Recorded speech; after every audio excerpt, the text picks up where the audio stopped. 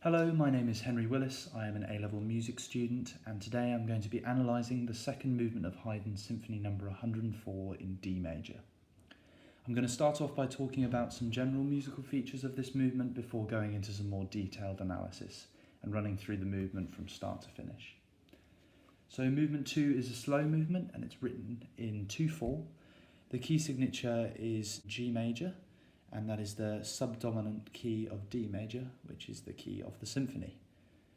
The structure of movement 2 is tripartite, which means that there is an opening section from bars 1 to 37, a midsection from bars 38 to 73, and an end section from bars 74 to 152. We can see clear definition between each section in the tripartite structure, so the contrast between the opening and midsection would be, for example, instrumentation of the two sections. So in the opening section there is only a string quartet with a bassoon, then in the midsection, bar 42, there's full orchestra. And also another contrast would be that in the opening section there is a piano dynamic throughout, whereas there is fortissimo in the midsection, particularly when the full orchestra comes in. There is also very clear definition between the midsection and the final section, as moving through many keys in the midsection, Haydn then returns to the opening material for the end section in G major. Not only that, but the form of the movement is theme and variations, as that's then explored by Haydn in the end section as he starts to develop the original material in the opening section, but I'll come back to that a bit later. Also in movement 2 there is a lack of clarinet, brass and timpani writing. This is due to classical limitations of the time. So, for example, the clarinet was a very new instrument, so Haydn didn't really have very much experience in using it, so the melodies were very simple. The brass, they didn't have any valves, so it was following the harmonic series. And the timpani were only able to play two notes, D and A, as that's what it was tuned to for the symphony. The opening 5 notes of the movement can be referred to as motive 1. This is the motive that is most varied and imitated throughout the entire movement. This motive is mainly made up of a rising second and the falling fifth. These intervals will reoccur and I will cover them as we see them further on in the analysis. Okay, so the movement begins with the violin quartet for 16 bars with an 8-bar repeat, and it's split into 4 4-bar phrases. This is a very classical feature of very even phrasing. The violin quartet at this point is very, very homophonic, with the string section accompanying the violin 1, which plays the main tune, which consists of the rising second and the falling fifth. This is followed with an offbeat quaver in the tune, which is slightly unexpected and creates a slight syncopated feel. Then at bar 9 the music moves into A minor, with motive 1 being played in the cello and bass. The motive is then imitated in the viola at bar 11, showing Haydn's manipulation of material from early on in the movement. Then at bars 14 to 15 there is a descending figure, which then also, like motive 1, reoccurs in different ways throughout the movement, but also showing those movements of seconds. At bar 17 the bassoon then joins the string quartet, accompanying the violin 1 on the tune. Then at bar 20, beat 2, there is a chromatic change which ascends upwards, forming a sequence of motive 1 in bars 21 and 22. Haydn then uses diminished chords in bars 24 and 29, which is quite a surprise, as it wasn't very typical of the classical period to use diminished seventh chords. A tonic pedal is then played by the cello and bass in bars 33 to 36, with a descending figure from bar 14 being played in the violin 1, but this time at bars 34 and 36. The instrumentation for this movement is 2 flutes, 2 oboes, 2 clarinets, 2 bassoons, 2 horns, 2 trumpets, a timpani, a violin 1 and 2, a viola, a cello and a bass. At bar 38 there is a sudden change in key from G major to G minor. This is a very untypical feature of the classical period, as it was a quite sudden change, and most changes in key in the classical period were quite gradual. So this stark change provides a bit of contrast. Another contrast at bar 38 would be that a woodwind quartet plays rather than a string quartet, which played in the opening section. However, that the clarinets are not playing in this woodwind quartet, showing Haydn's lack of experience with using the clarinet, so he doesn't want that particular sound. The dynamic for the 4 bars of this woodwind section is piano, and then it contrasts dramatically to the surprise change in dynamic to fortissimo at bar 42, with full orchestra coming in. It's also the first time that the brass and timpani play in the movement, so you can see that Haydn does this in order to create some more turbulence within the music, along with also the dissonance at bar 43 between the oboe and the cello and bass. The notes B flat and A will clash as they are a semitone apart. Then, interestingly, at bar 46, the clarinet, brass and timpani all stop playing. So for the reason for the brass and timpani stopping is because there's a change in key as it moves from D minor to B flat major in all the other sections. This means that it'll be very difficult for the brass and timpani to be able to contribute because they don't really have notes that fit, due to the brass's limit of the harmonic series and the timpani's limit of the 2 notes that it can play, D and A. From bars 48 to 55, violins 1 and 2 play a demi-semi-quaver figure. This contrasts to the woodwind section, who are playing as well, as they have very little rhythmic movement. It's very, very static, playing crotchets and minims. As a result, this creates a balance between the fast and slow moving parts between the strings and the woodwind. Notes played at the end of bar 55 by the strings and the woodwind forms a dominant 7th chord, in which you expect to hear a resolution.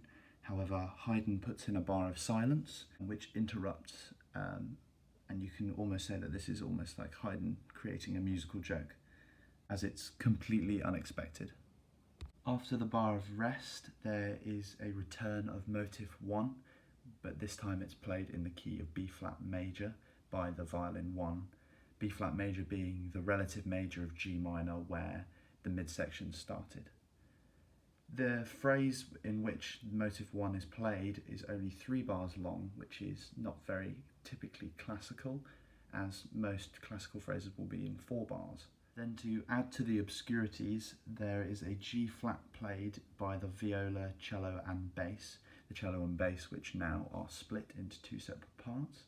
This G flat in relation to the key of B flat major is the flattened submedian, and that's also quite unusual for classical music, as the flattened submedian is a very obscure interval. Interrupting the 3-bar phrase is the full orchestra that plays at bar 60, apart from the clarinet. Then after this, the brass and timpani are instantly stop playing, so they only play for 1 crotchet. This is due to the movement that follows, as the texture becomes very polyphonic, as there's lots of imitations of motive 1 as it starts to rise upwards in a sequence, similar to earlier on at bars 21 and 22, where motive 1 ascended in a sequence as well. At bars 64 to 66, we see a return in the descending figure. However, it's much longer, as each note is repeated 4 times in the descending figure rather than twice. Full orchestra then joins at bar 67, with tension building throughout this phrase. Haydn arrives in D major at bars 69, and then there is a complete contrast in texture at bar 70, where it goes from quite a polyphonic texture from earlier on to now a monophonic texture, as the violin 1 plays on its own, from bar 70 beat 2 to bar 72. However, at bar 72, the D major arpeggio that is played by the violin 1 becomes a D7 arpeggio, as the 7th note is added, building towards a cadence which moves into the end section, where the key changes from, or the key signature changes from G minor back into G major. 74 marks the start of the end section.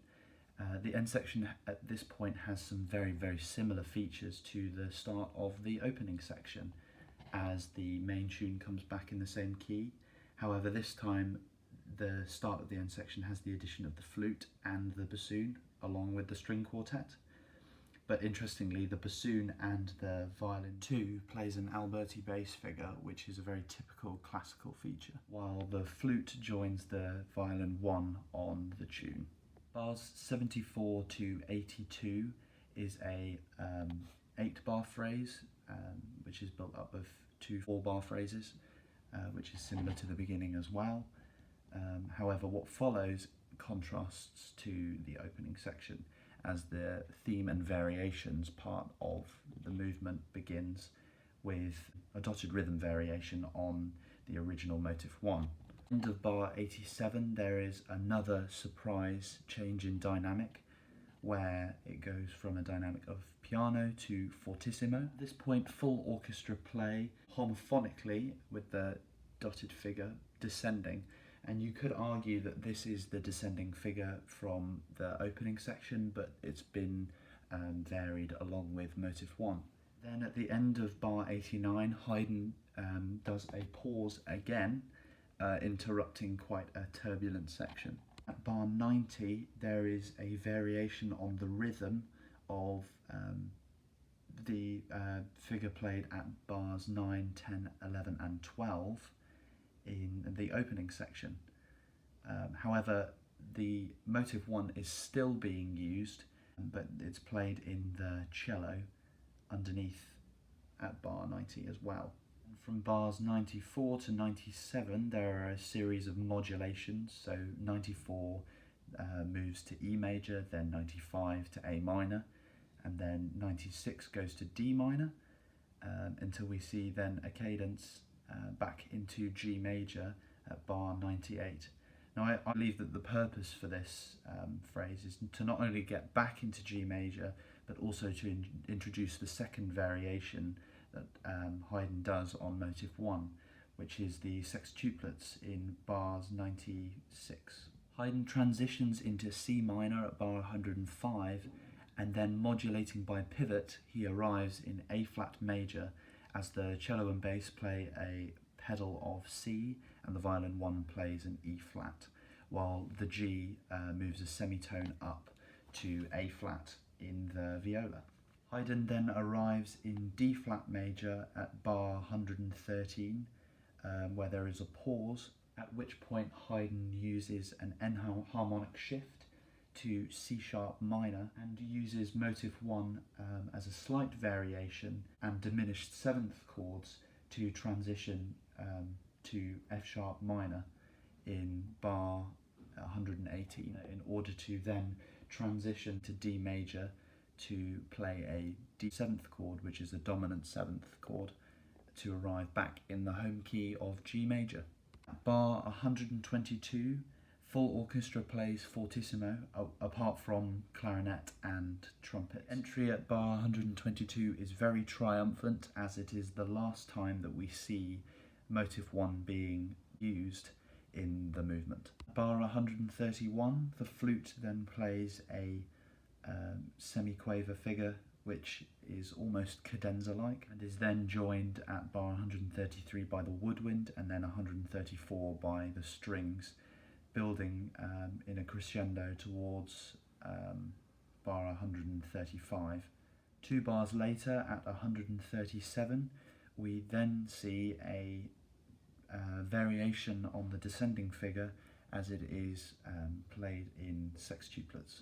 The flutes then play the descending figure, but as it was in the opening section.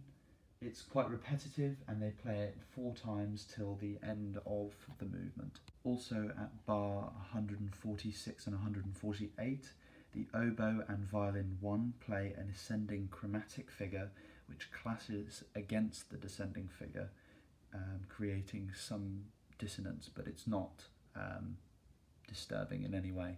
Quite differently, the horns at bar 149 play a completely new figure that's never been seen before, which has 6ths and 5ths and 3rds to create quite a harmonious and pleasant sound to end the movement. I hope that this video has been helpful for those who are doing any analysis on this movement, and thank you very much for listening.